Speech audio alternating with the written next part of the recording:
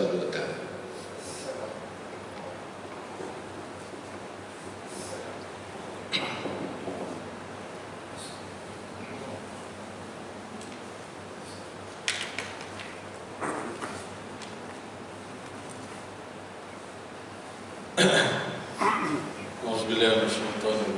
Bismillahirrahmanirrahim.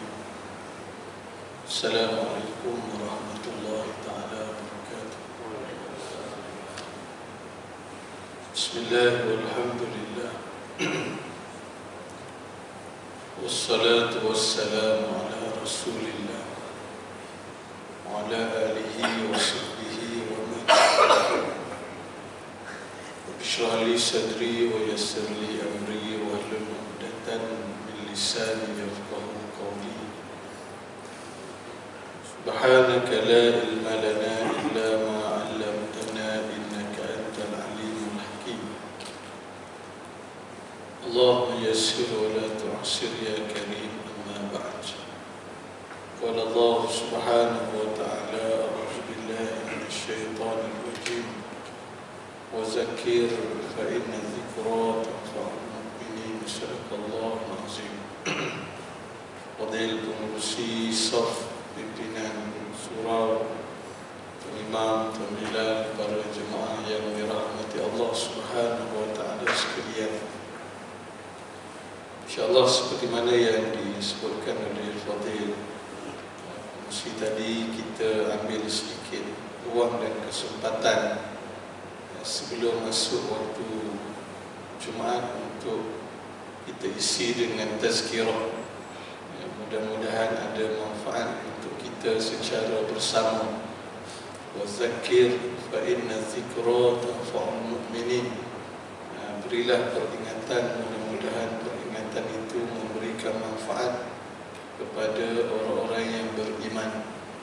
Dan untuk renungan dan juga tazkirah pada tengah hari ini, saya cuba sentuh sedikit berkenaan dengan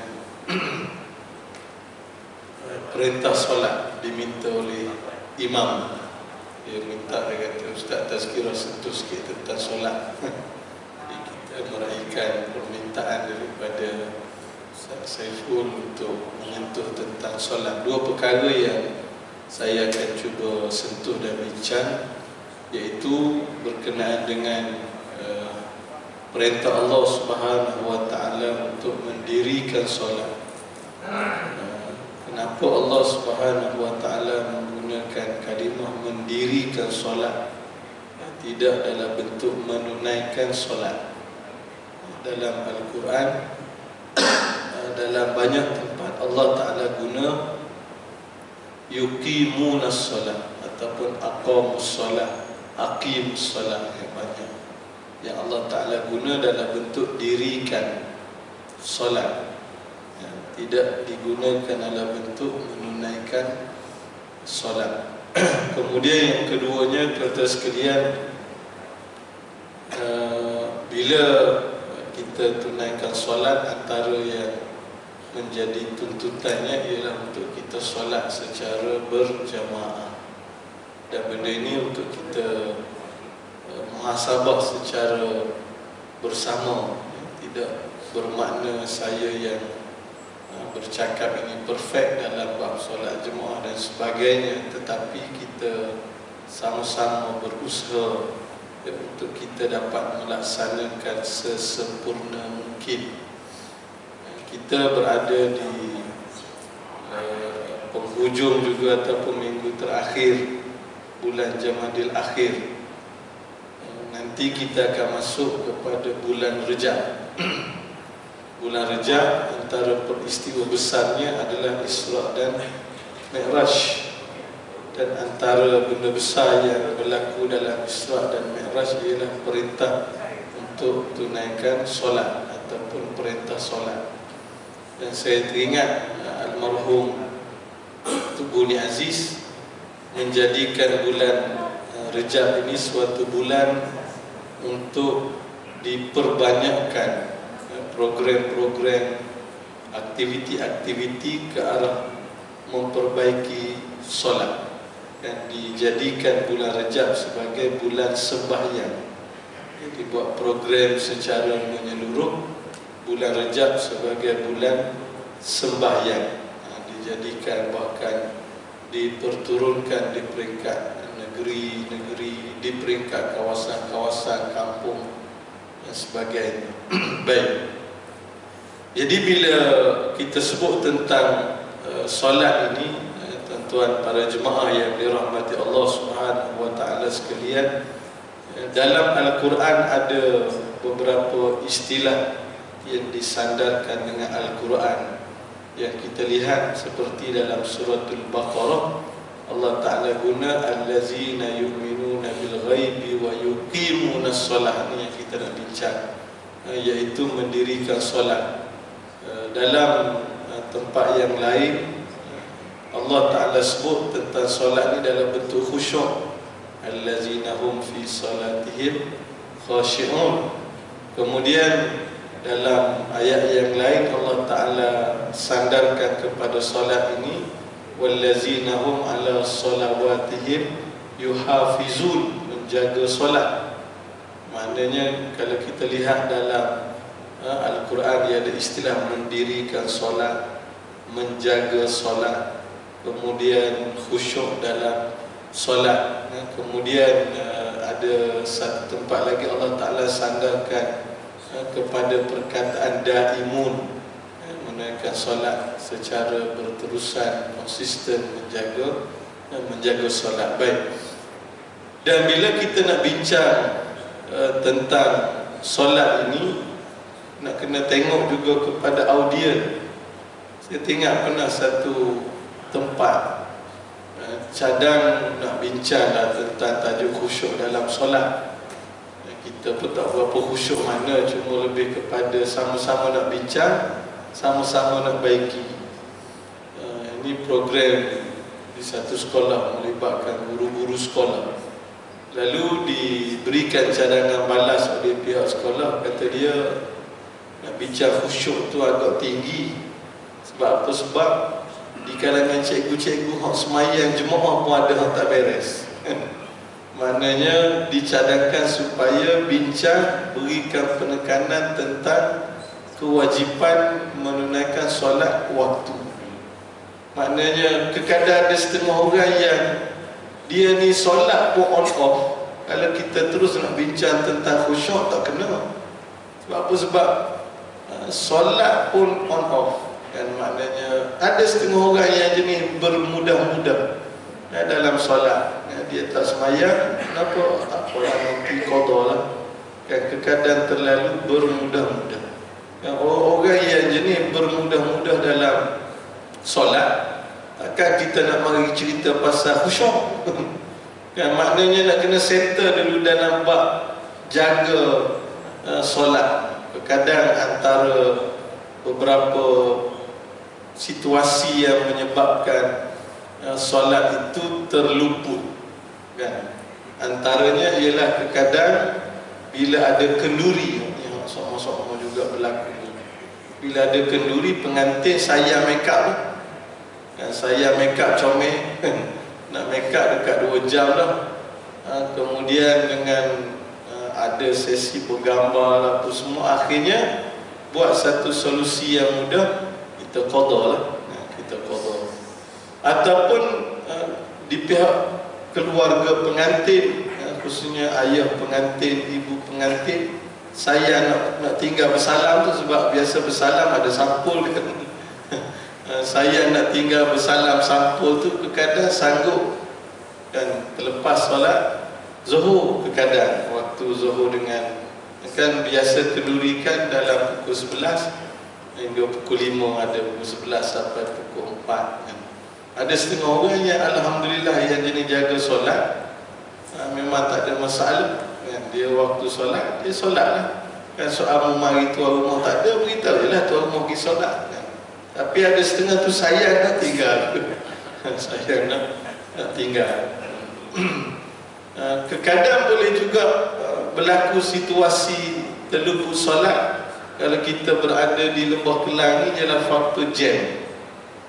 Faktor jam jam. Sebab itu kalau saya sendiri, saya tinggal di Gombak kan, tak adalah jam mana 55 km je.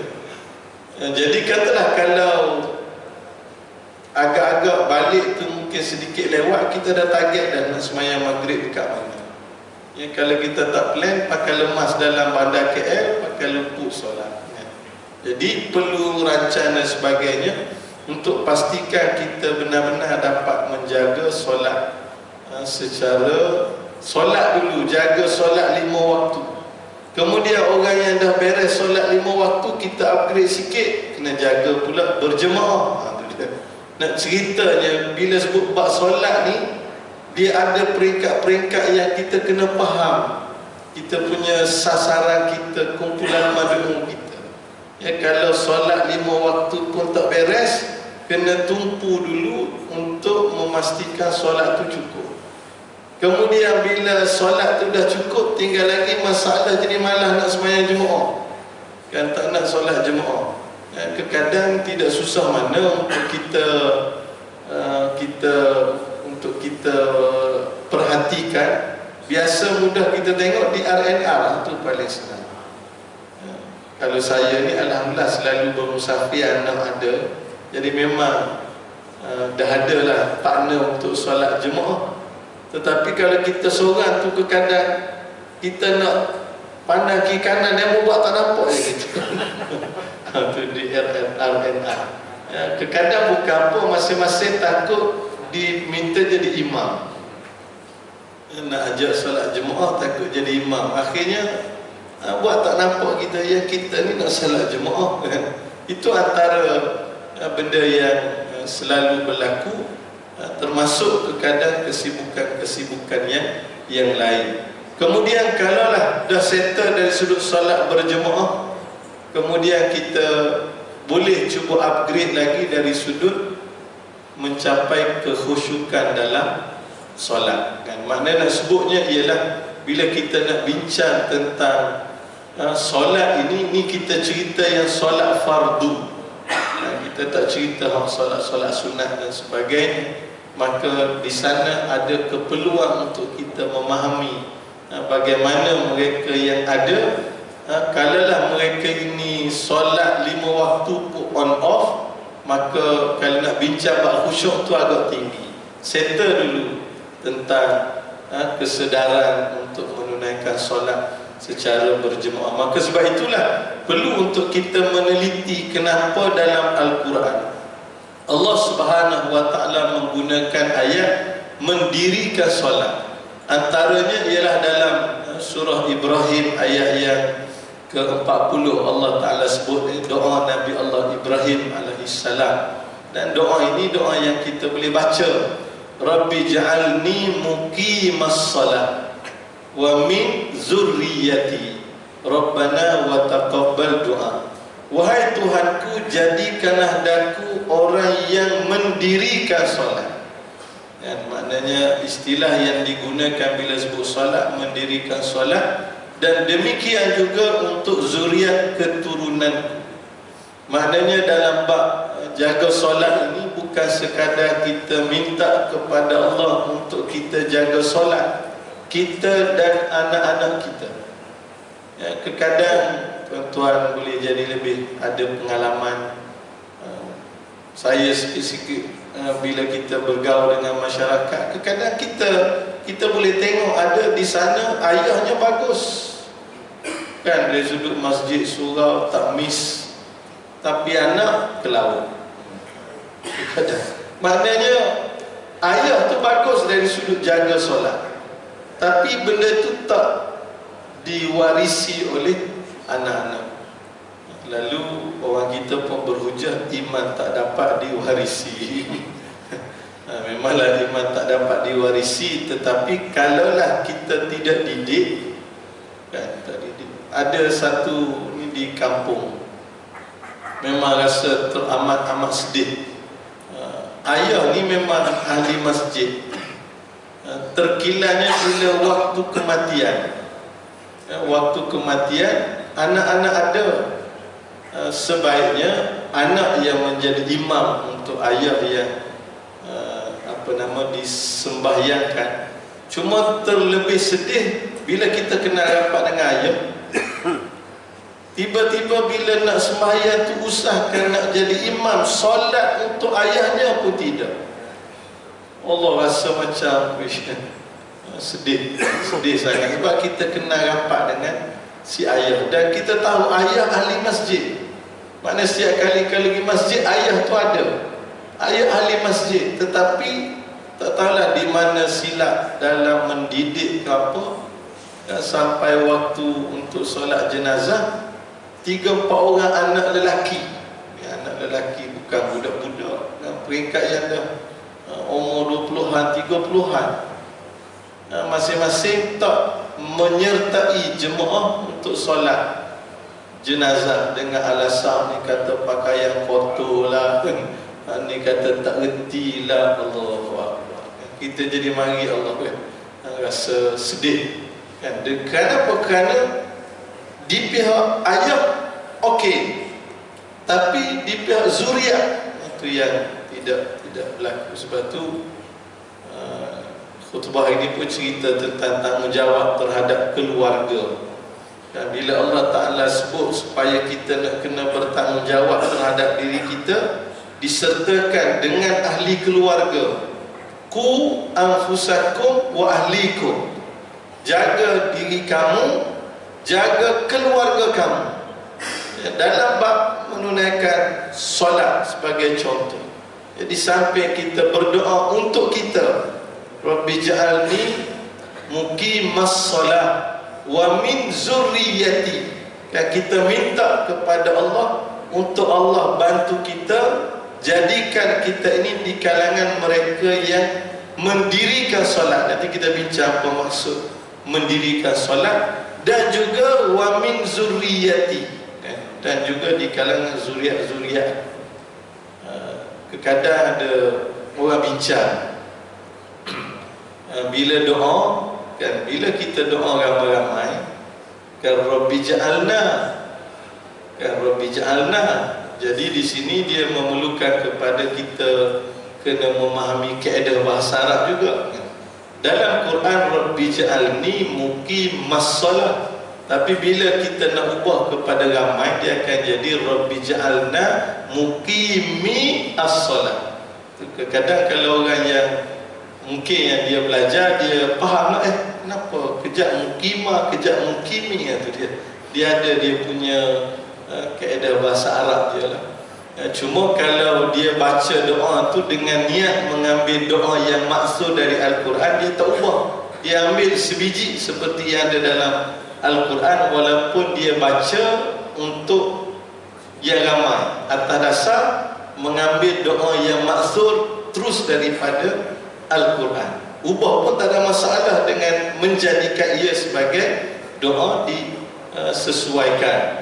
Dua-dua tak ada masalah kan. Sama ada kita kata Rabbi ja'alna muqimi as-salat, ataupun ambil secara sebiji-sebiji daripada Al-Quran, maka itu yang terbaik sebenarnya. Rabbi ja'alni muqimas salat wa min zurriyati. Yang nak disebutkan di sini ialah untuk kita minta kepada Allah jaga solat kita sendiri, kemudian anak-anak. Dan biasa yang menjadi suatu dilema juga dalam masyarakat kita ini, dari sudut concern ibu ayah terhadap anak-anak menunaikan solat. Kadang yang jadi masalah bila hujung minggu waktu subuh, kadang kita ayah ni bagus kan, datang ke masjid, datang ke surau, dengar kuliah apa semua lagi. Kemudian selesai 7.30, kalau setengah surau tu ada sarapan pula kan, balik rumah 8 pagi, 8 suku pagi. Kadang kita tak endah pun, tak peduli pun, rupanya anak yang tidur dalam bilik tu tak solat subuh pun lagi. Kadang berapa ramai di kalangan kita yang terlepas pandang begitu. Kadang yang saya sebut ni, kadang bukan oleh, kadang berlaku pada anak kita sendiri. Kan yang kita ni pagi keluar pergi ke surau tu masjid ni kuliah subuh apa semua.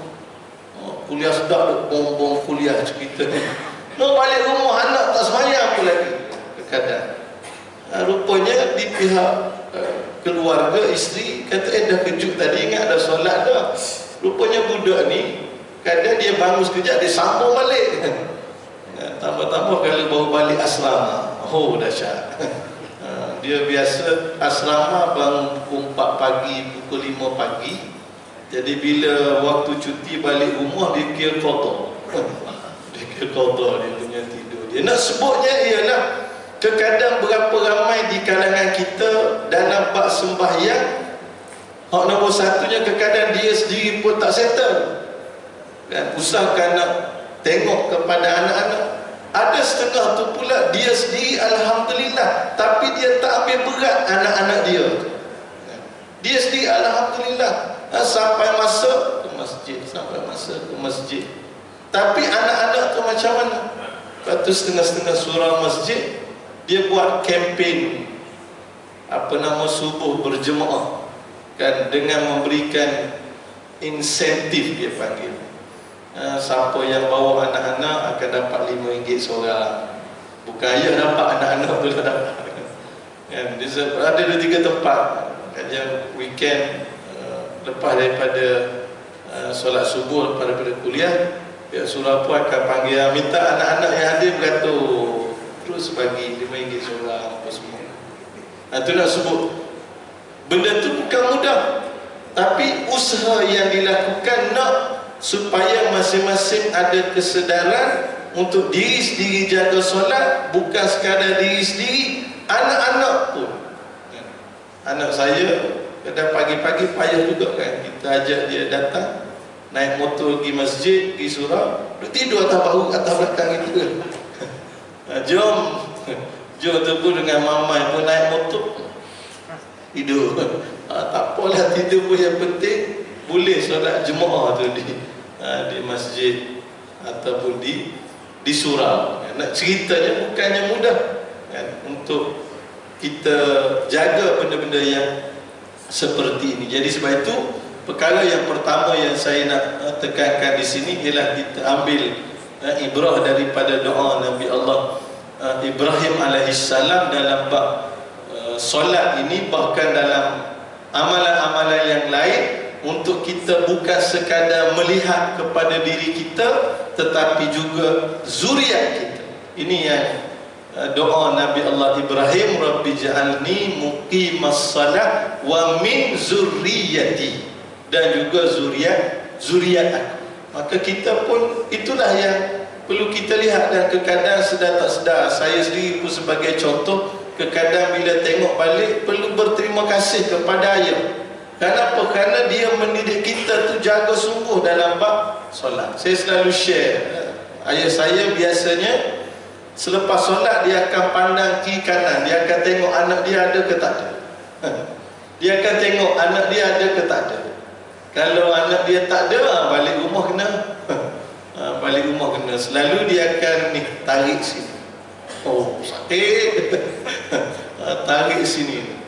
Kan? Maknanya bukan tak solat, dia punya jaga tidak hadir ke masjid solat jemaah.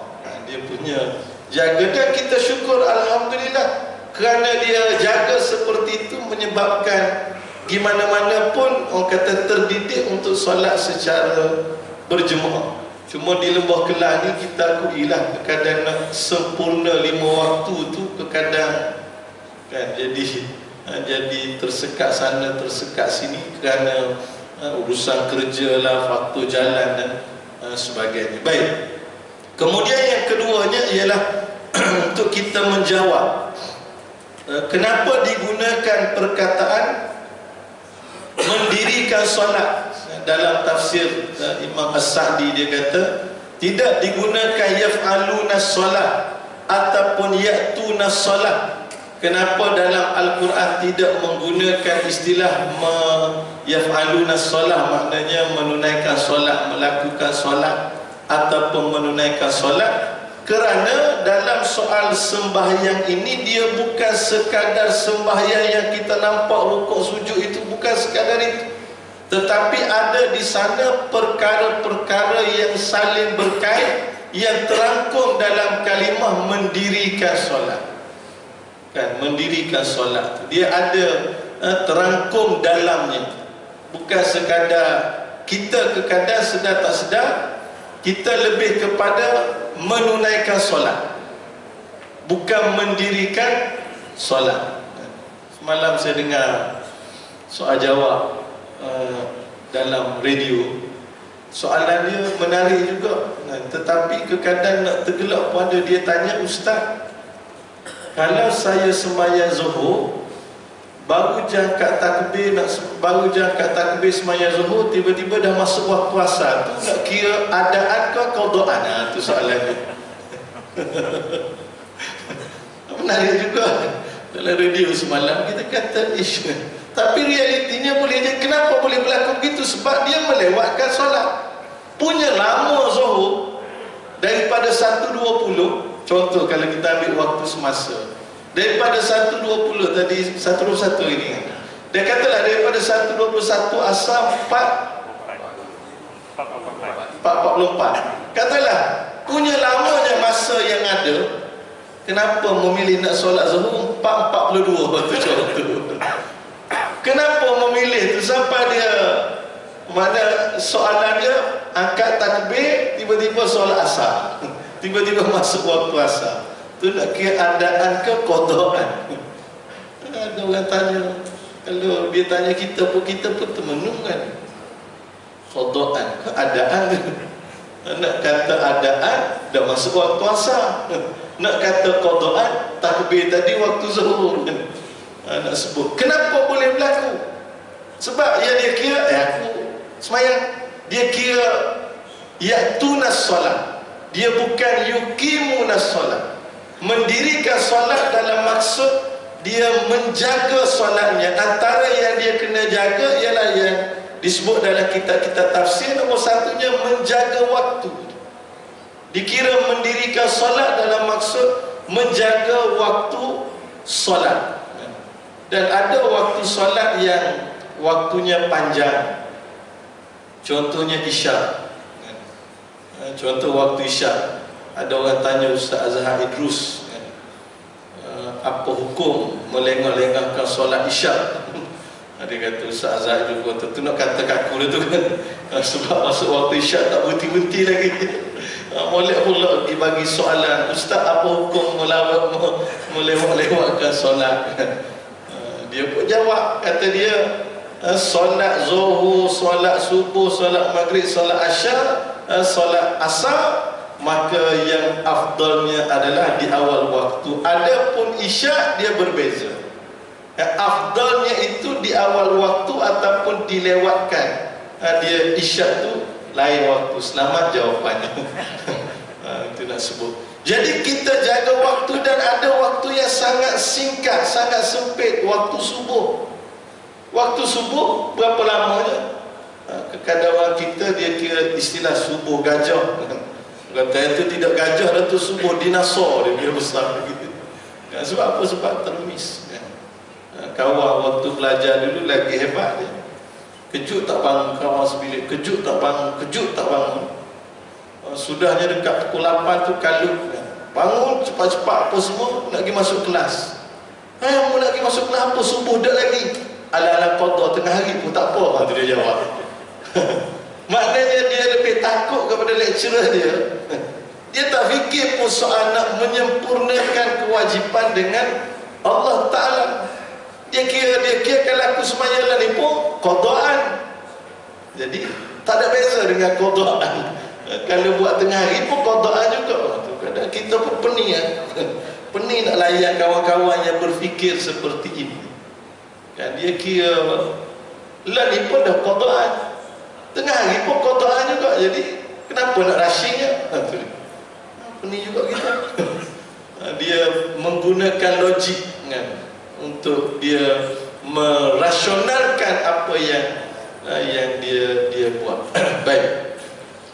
Sebab itu disebutkan juga dalam tafsir, nombor satunya ialah al-muhafazatu 'alal waqti, maknanya jaga waktu. Bahkan ada ulama mengatakan bukan sekadar jaga waktu, dia al-mubadarah, kan, perlu bersegera, kan, perlu bersegera. Kan kalau hari Jumaat, kan, Allah Ta'ala sebut, ya ayyuhallazina amanu iza nudiya lis-salati min yaumil jum'ati fas'au ila zikrillah. Kena bersegera, berusaha dengan kadar yang cepat, yang segera untuk mengingati Allah Subhanahu wa Ta'ala. Sebab itu kekadar setengah orang yang jaga waktu, sebagai contoh, katalah kalau nak keluar pasar malam lah contoh, nak keluar pasar malam ke, nak pergi makan ke, nak pergi makan kat mana-mana restoran ni dalam situasi tidak musafir.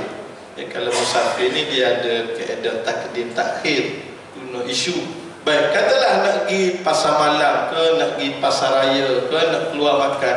Kalau tengok jam tu dah pukul 7, tunggulah sekejap, bagi lepas maghrib dulu. Ya, kadang-kadang banyak gila mana-mana restoran ke, pasar raya ke, cuba duduk di situ antara 7 hingga 7:30. Orang duk masuk, orang duk masuk, orang duk masuk. Ya, tak tahulah kot kita bersangka baik musafir belaka. Maknanya, dan kita pun lebih tahu sistem kita di sini. Kalau pun ada pasar raya, agak-agak surau dia tu luah mana agak-agak. Ada seluar surau Raudhah. Mustahil, mustahil kita boleh guna. Ada setengah pasar raya yang saya pergi tu, surau dia tu kalau boleh muat 10 orang pun mujur. Biasanya normal muat dalam 5 orang, 7 orang itu. Tak kita nafi ada tempat yang memang surau dia luas tapi tak banyak. Maknanya ada setengah orang tu bila dia jaga waktu solat, memang dia akan tengok, kita ni nak maghrib ni, kalau pun nak keluar, kita maghrib dah dulu, kan, sama ada di rumah ke, ataupun kita singgah mana-mana masjid dan sebagainya. Maknanya menjaga waktu. Kalau jaga waktu itu azan tu kadang-kadang ada sesetengah orang bila naik kereta sekali ke apa ke, tak masuk waktu dia dah mula highlight dah. Kalau ayah saya begitu, kan, kalau dia naik kereta dengan kita, setengah jam sebelum masuk waktu tu kena ada jawapan dah untuk kita beritahu nak solat kat mana. Sebab jangan sampai masuk waktu solat. Dia mesti soalan yang dia akan tanya, nak solat kat mana, kan? Kita kalau kita bawa dia tu nak kena sedia ada jawapan. Nak solat, kalau kita dengan isteri dengan anak-anak tak payah bimbang, soalan tu tak ada. Soalan tu tak ada di atas kita. Tapi kalau bawa ayah, memang dah kena standby ada jawapan. Maknanya walaupun setengah jam lagi nak masuk waktu. Sebab apa? Sebab mesti soalan tu akan, kita ni nak semayang mana ni? Soalan tu akan datang. Sebab apa? Sebab dikira menjaga waktu. Kemudian yang keduanya ialah menjaga dari sudut perlakuan solat. Itu dikira mendirikan solat tu ialah menjaga perlakuan solat. Perlakuan solat tu maknanya kita menunaikan solat ni bila kita nak menghadap Allah Subhanahu wa Ta'ala. Solat-solat ni kita menghadap Allah, maka tentulah kita laksanakan dengan penuh tertib, dengan penuh tamak-ninah. Istilah yang kita sebutlah, tamak-ninah maknanya tu tak boleh kita berlari-lari terus takbir. Bila dah kat takbir tu dengan semput jadinya, jadi khusyuk pakai hilang terus, kan? Maknanya kita jaga pergerakan nak masuk solat biar betul-betul kita menepati dengan apa yang kita sebut wajah tu wajhiya lillazi fataras samawati wal ardu, biar betul-betul selari dengan perbuatan fizikal yang kita lakukan, selain daripada apa yang kita jaga juga dari sudut dia panggil amalan yang dikatakan mendirikan solat ini. Maknanya mendirikan dari sudut batinan, dalaman kita. Kadang kita solat ni banyak berlakunya kadang fizikal, kan, rukuk kita, sujud kita, tapi batinan kita tu kadang melayang jauh ke mana-mana, dan kadang itu yang berlaku. Baik, tuan dirahmati Allah Ta'ala sekalian, masa kecederaan sikit je saya nak sebut. Bila kita, antara yang paling utama bila kita bab menunaikan solat ni, cubalah untuk kita solat secara berjemaah, dan berjemaah pula di surau ataupun masjid. Orang kata sama je masjid dengan rumah sama, jawab dia tak sama. Nombor satu, surau solat di rumah atau masjid, setiap pergerakan kita tu ada pahala.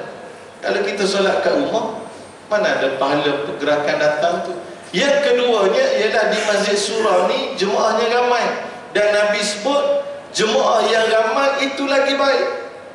Solat jemaah 2 orang dengan solat jemaah 5 orang, 5 orang lagi baik. 5 orang dengan 10, 10 lagi baik. Agak-agak di surau dengan kat rumah kita, mana lagi ramai? Lagi ramai di surau. Maka kita cuba biasakan untuk solat jemaah di surau ataupun masjid. Wallahu ta'ala alam. Mudah-mudahan ada manfaat untuk saya yang bercakap dan juga kepada kita semua. Assalamualaikum warahmatullahi wabarakatuh.